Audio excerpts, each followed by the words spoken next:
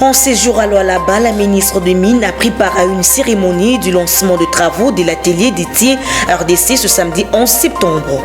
Les discussions directes ont été entamées entre la vice-première ministre de l'Environnement et la FEC ce samedi 11 septembre 2021.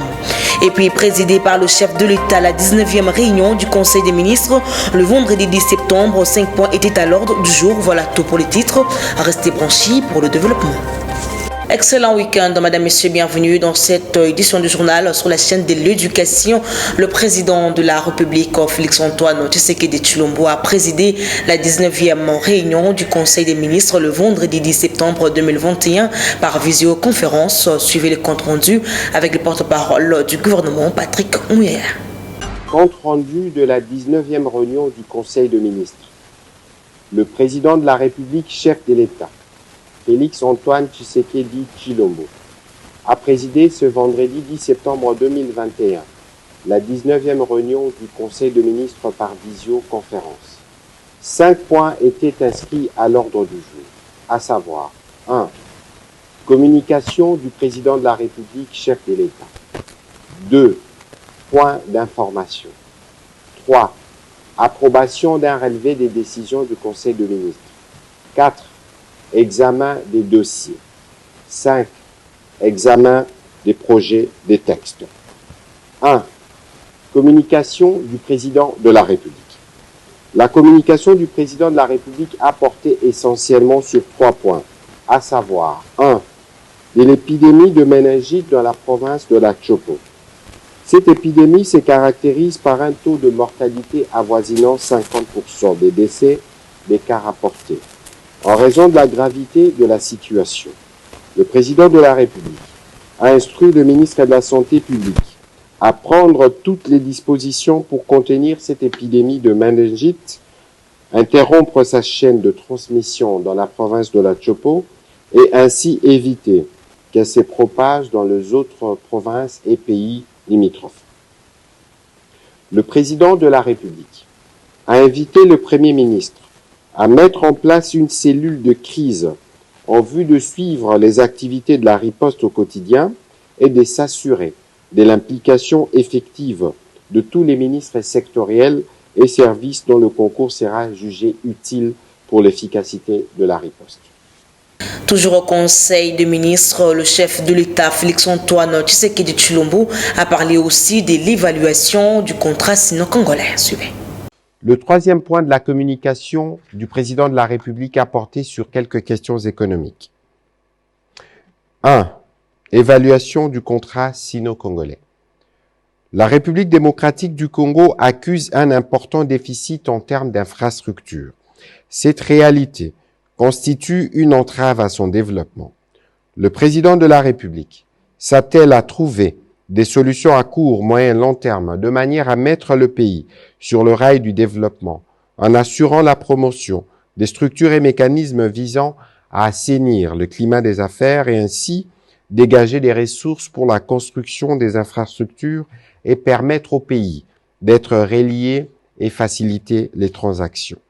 C'est dans cet esprit qu'en 2008, dans le souci de capitaliser toutes les sources disponibles de financement des infrastructures, la République démocratique du Congo avait signé les contrats dits sino-congolais avec un groupement d'entreprises chinoises, contrat qui a été renégocié en 2009. Le président de la République a demandé à ces propos au ministre d'État, ministre des Infrastructures, Travaux publics et sa collègue de mine de présenter lors de la prochaine réunion du Conseil des ministres l'état des lieux de l'exécution technique et financière de projets inscrits dans les 10 contrats dans leurs secteurs respectifs. Ceci dans le but de relancer les nombreux projets d'infrastructures interrompus faute de moyens techniques adéquats. Et pour boucler ce chapitre, le projet des lois de finances rectificatives 2021 et avant-projet des lois de finances pour l'exercice 2022 ont été adoptés par les membres du Conseil des ministres. Les détails avec Patrick Mouya, une fois de plus. Chapitre 4 du Conseil des ministres. Examen et adoption de dossiers. 3 dossiers. 1. Cadre budgétaire à moyen terme 2022-2024.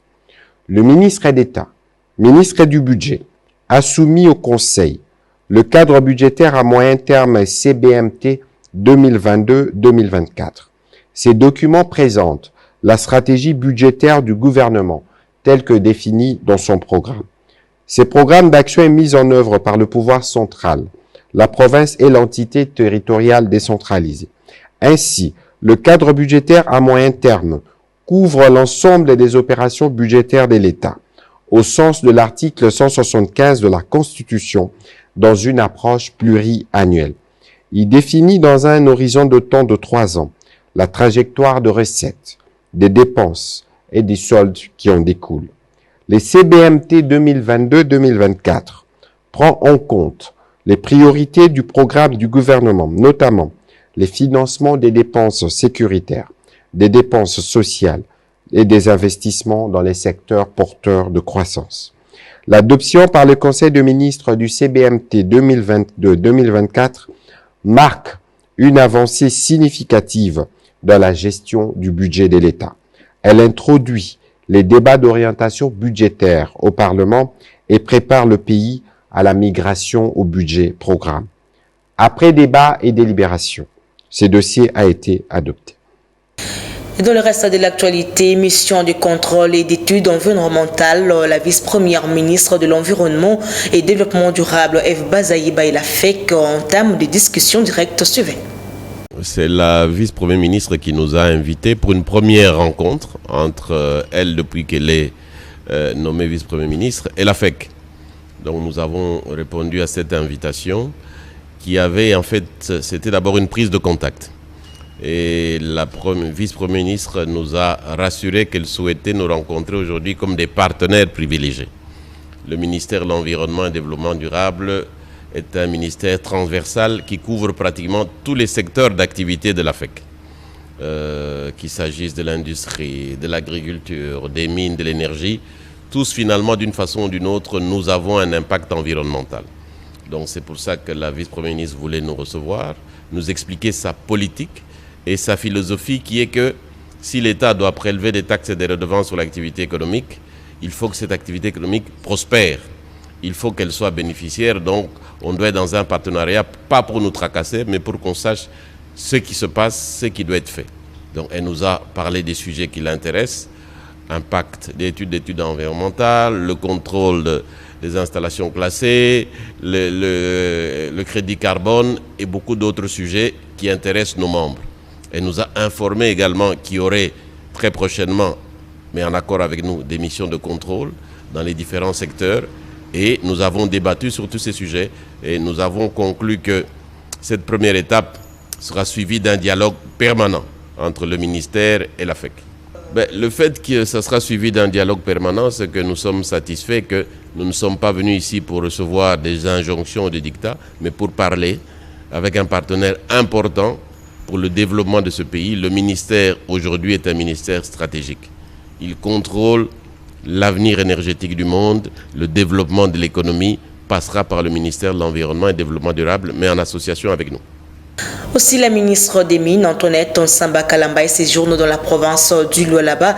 Cette dernière a échangé avec Fifi Masuka, gouverneur intérimaire, et a sensibilisé aussi les exploitants miniers artisanaux le vendredi 10 septembre 2021. Reportage. Deuxième étape de la tournée, la ministre de Mines Antoinette Nsamba Kalamba séjourne à Kolwezi dans la province de Lualaba pour prêcher le respect du code et règlement minier. Antoinette Nsamba Kalamba a échangé ce vendredi 10 septembre 2021 avec le gouverneur Haï du Lualaba, Fifi Masuka, sur sa mission dans cette province. La patronne de mine veut palper du doigt la situation de l'exploitation artisanale dans cette partie du pays et échanger avec les entreprises minières, les opérateurs miniers tant industriels qu'artisanaux, la société civile et la FEC. Avant de se rendre dans le Lualaba, la ministre de Mines est allée encourager les participants aux travaux en atelier de litier. Elle a aussi échangé avec les opérateurs miniers industriels et artisanaux, la société civile ainsi que le membre de la FEC du Haut-Katanga. Avec ces derniers, il était question de taxes illégales ainsi que des facilitations dans la création des coopératives minières. Nous allons échanger sur la problématique de l'exploitation artisanale les taxes illégales dans le secteur des mines, ainsi que des obligations sociétales par rapport aux 15% des redevances minières allouées aux ETD, ainsi qu'aux 0,3% de dotations pour les communautés locales. Une journée très chargée pour la ministre de Mines qui a visité également les installations de la sous-division des mines, le CAMI, le SAEMAP, le CEC, puis la délégation a inspecté les locaux des Tenke Fungurume Mining avant de prendre la route pour Kolwezi. Pour ce samedi 11 septembre, la ministre des Mines Antoinette Nsamba Kalambayi a pris part à la cérémonie du lancement des travaux de l'atelier d'ITRDC dont le go a été donné par le ministre du Plan Christian Mwando. Suivez.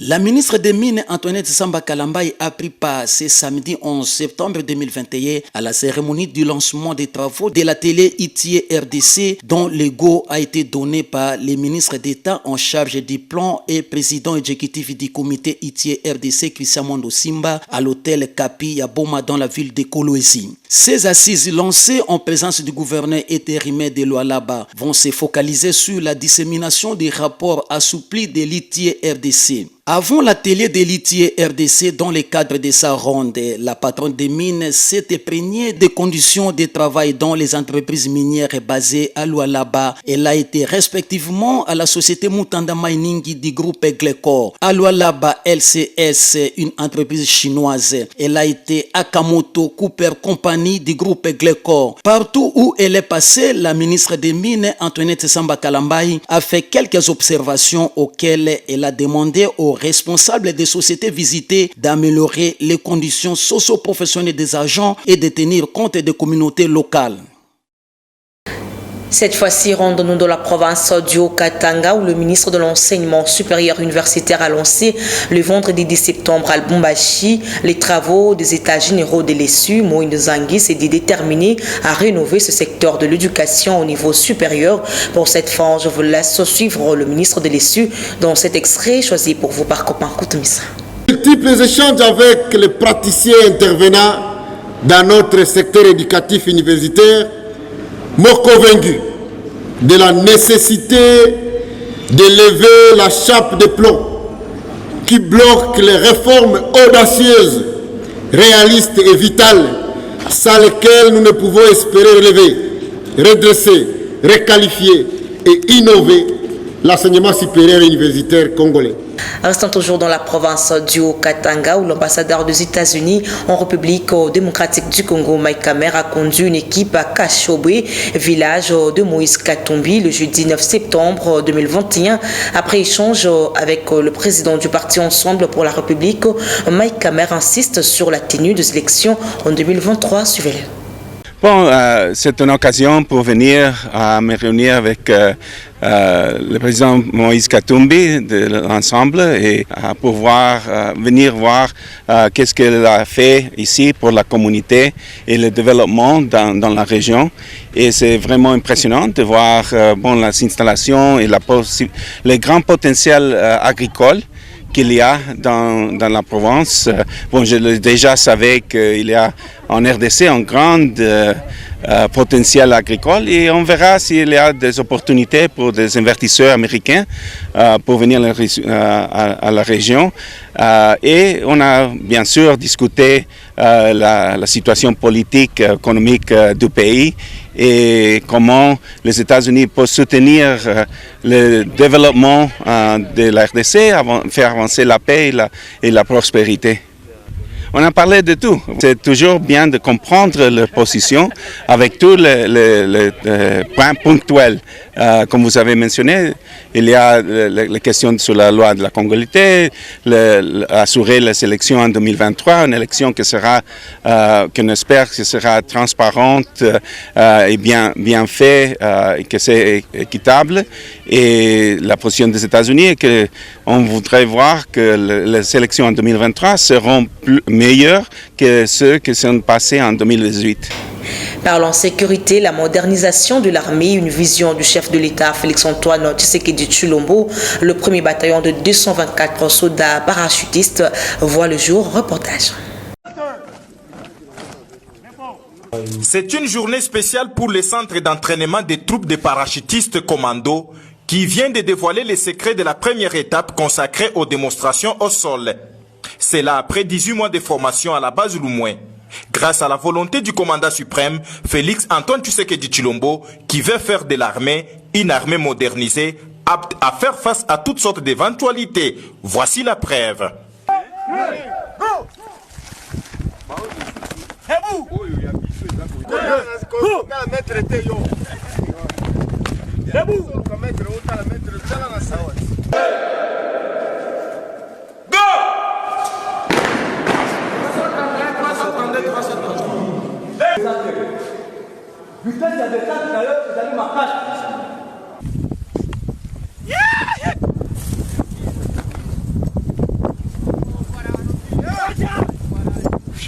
Aïwa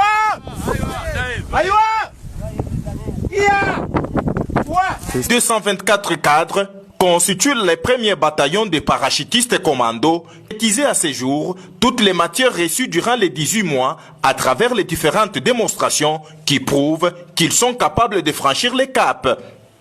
La deuxième étape qui reste à franchir sera consacrée aux démonstrations au vol. Rappelez que ces 824 éléments sont formés par les instructeurs congolais avec à la tête le colonel Dem et Siko Monga Tony.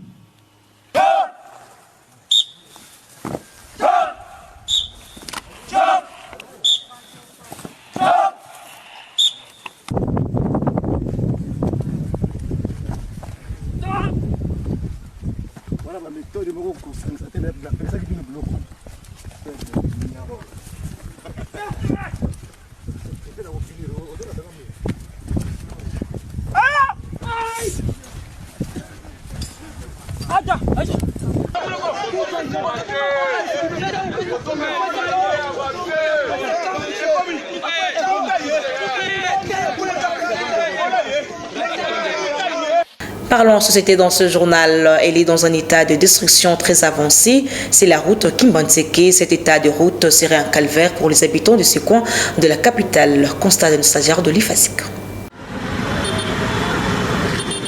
La route Kimbanseke est aujourd'hui dans un état de délabrement très avancé, ce qui met les habitants de cette partie de la capitale congolaise dans une situation d'enclavement. Nids de poules, flaques d'eau et un grand trou jongent cette artère. La circulation est devenue difficile et même les motocyclistes n'arrivent pas à accéder dans certains quartiers.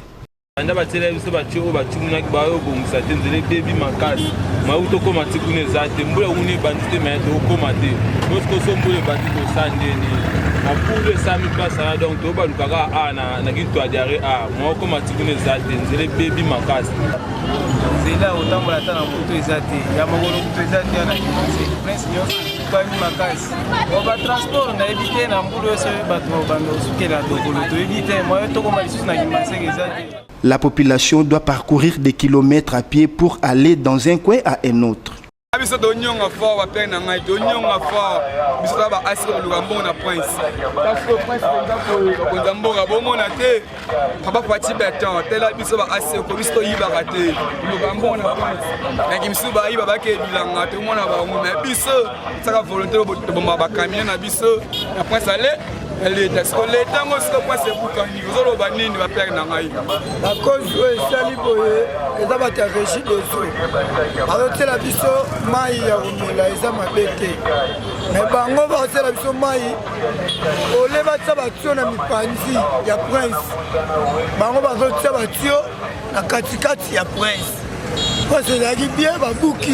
Il fallait remplir.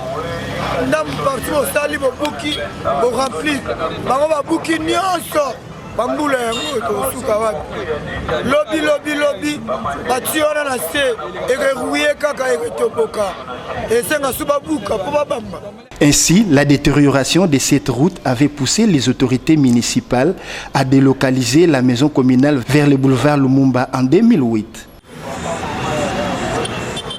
Et pour clore ce journal, les usagers de l'avenue Kelemba au quartier Matongé dans la commune du Kalamou s'inquiètent de plus en plus sur ce qui est du sort réservé à leur voie. Constat de stagiaire de l'IFASIC une fois de plus. Délabrée depuis plusieurs années, l'avenue Ikilemba dans la commune de Kalamou au quartier Matongé inquiète les usagers qui empruntent cette route qui est à la merci des inondations suite au caniveau bouché par les ordures, empêchant ainsi l'eau de se déverser. D'où ces derniers interpellent les autorités. Nous avons lancé un bakonzi précisément dans Broukimès et la commune, puis dans bakonzi na biso ya gouverneur de la ville.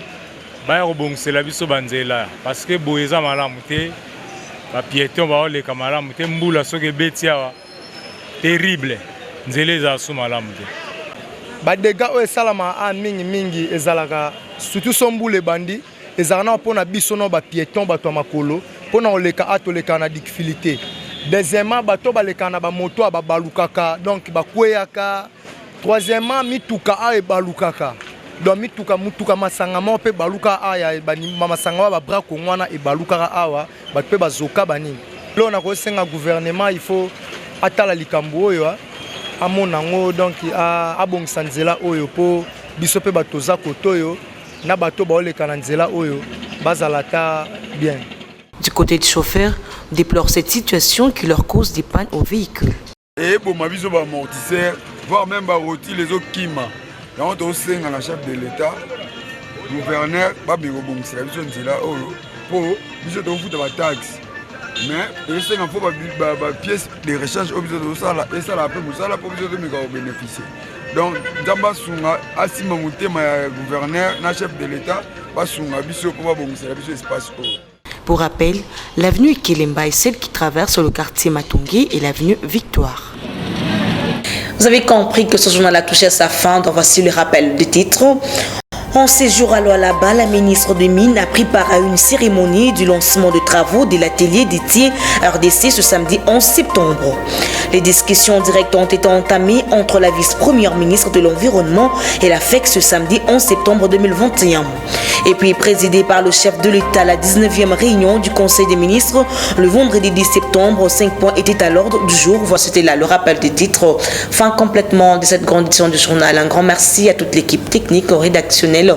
Derrière la caméra, c'était Delphin Tundula, Guilla Mayamba et Laetitia Maluta. Merci de nous rester toujours fidèles. Bon week-end chez vous. Au revoir.